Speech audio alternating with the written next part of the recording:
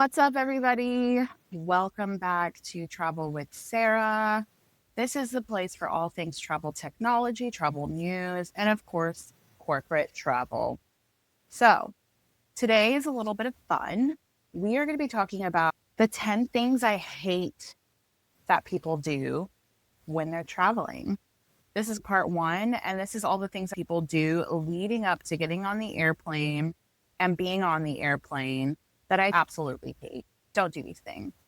And I'll give you a couple of tips for how to maybe avoid some of these things, and all the rest of it is pretty much a rant. Let's get started.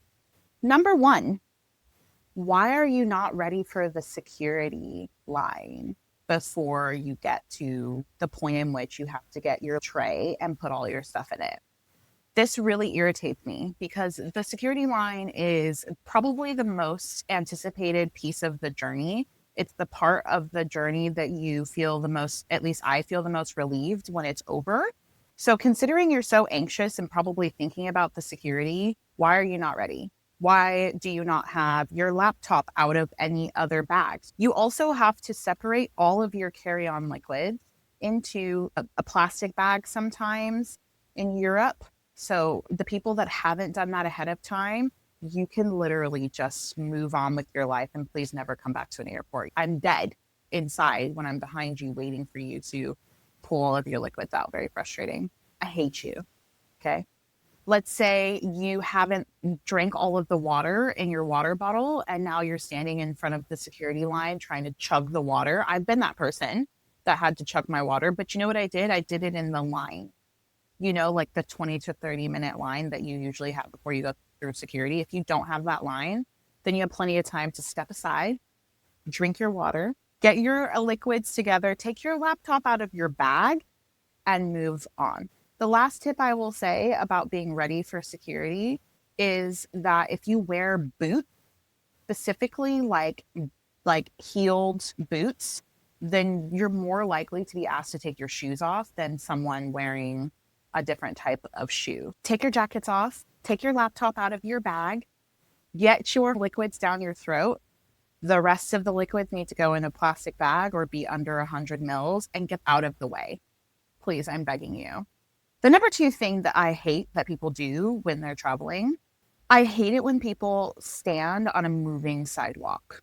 These are the escalator type things. They're just like moving sidewalks. They look like an escalator or a long treadmill that is helping you move fast between your current location and where you need to be in the airport. It's clear that they are helping to make the walking process faster. They are not an opportunity for you to just stand there with all your bags in front of everyone in everyone else's way. Like, step aside. If you are that person, I'm still going to hate you, but at least you're not in my way. And if you're leaving enough space for me and my bag to get past you, you might not get a hiss from me, but I'm still going to judge you for being lazy. Terminals could be 10, 15-minute walks away, and they're trying to make it faster for you to walk. That's why they're called moving sidewalks. Walk on them, please. The number three thing that I hate that people do when traveling, so now we've got to the point where we're actually on the plane, is when they try and put their coats and their really tiny bags in the overhead compartment. When you're boarding, there's a combination of things happening. The crew and staff are trying to get everybody on the plane so that we can take off on time. I'm always very invested in the way the baggage is put into the overhead compartment, because if people get on the plane after you with large carry-on suitcases that need to go into those compartments, we've all seen a flight attendant scrambling to pull coats and small backpacks out of the overhead compartment and going, whose is this? Because they need to get a suitcase there. If there's enough of a delay, that flight will probably miss its air traffic control window, and now we're delayed. If you want to get to your destination in a timely manner, just put it under the seat in front of you, or do what I do and just like use a little blanket.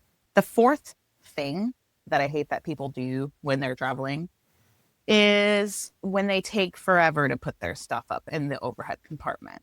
So again, same issue. We're all trying to get to our destination. There's a lot of people that have to board this aircraft.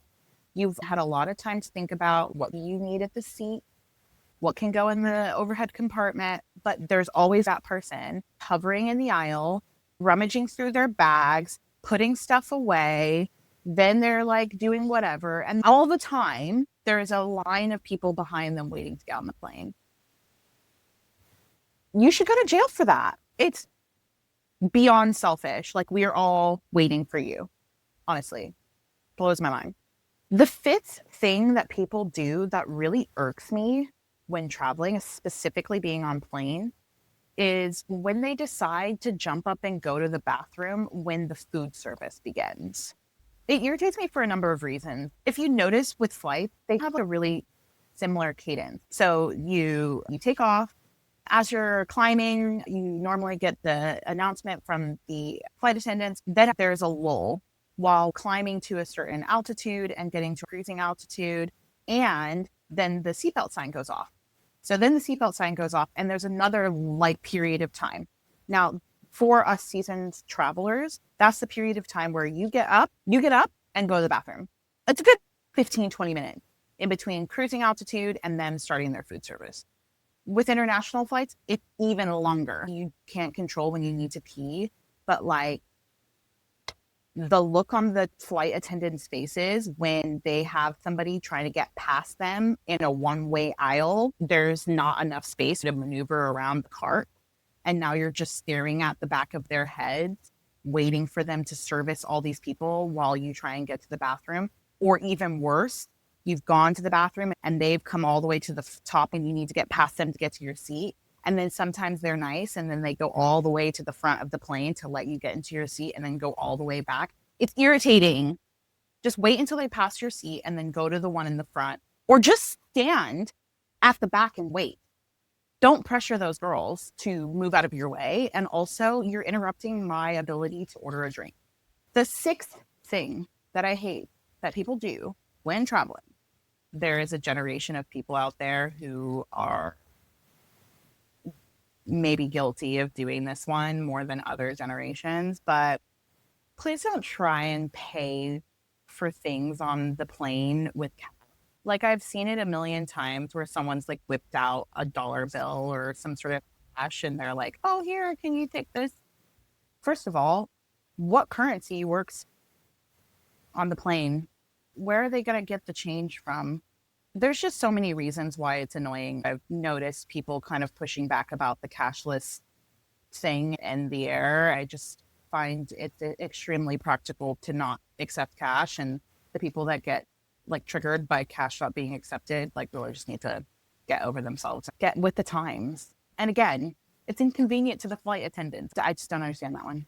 The seventh thing that I absolutely hate that people do when they're traveling, especially on plane, I hate it when people put their seat all the way back.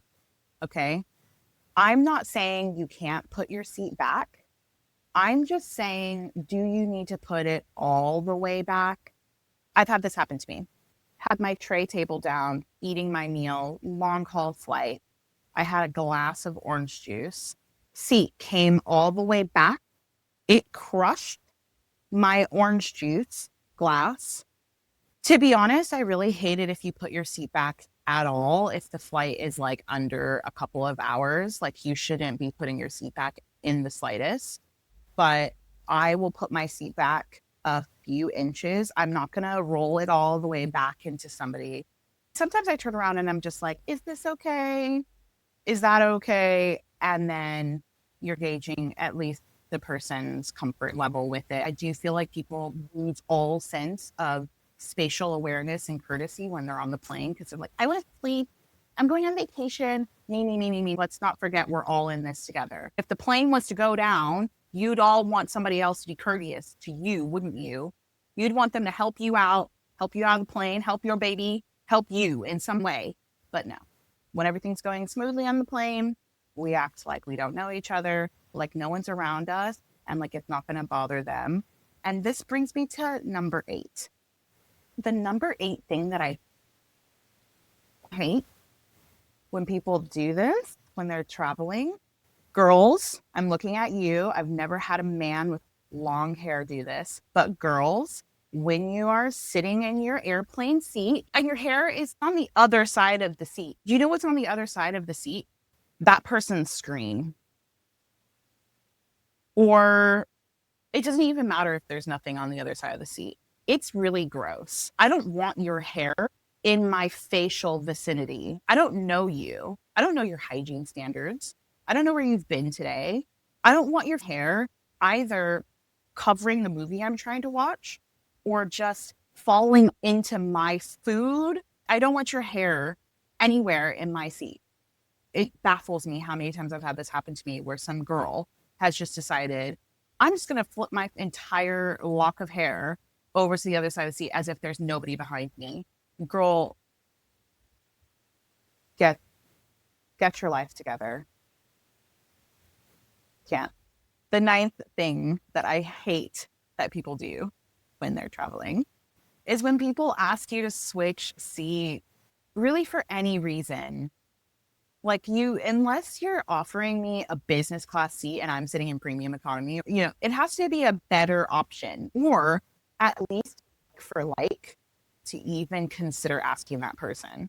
The amount of crazy stories I've heard, because I've been there where I've been like, is it cool if I switch you this premium economy window seat for that premium economy window seat, so I can sit next to my friend or my boyfriend or whoever it is?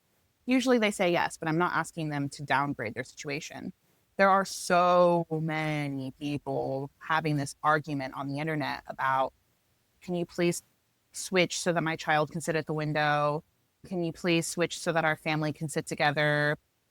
Like so many different things, right? There have been times where they clearly should have booked a different seat or another seat. You have to be understanding that people have paid for the seat that they are sitting in and they have chosen that seat.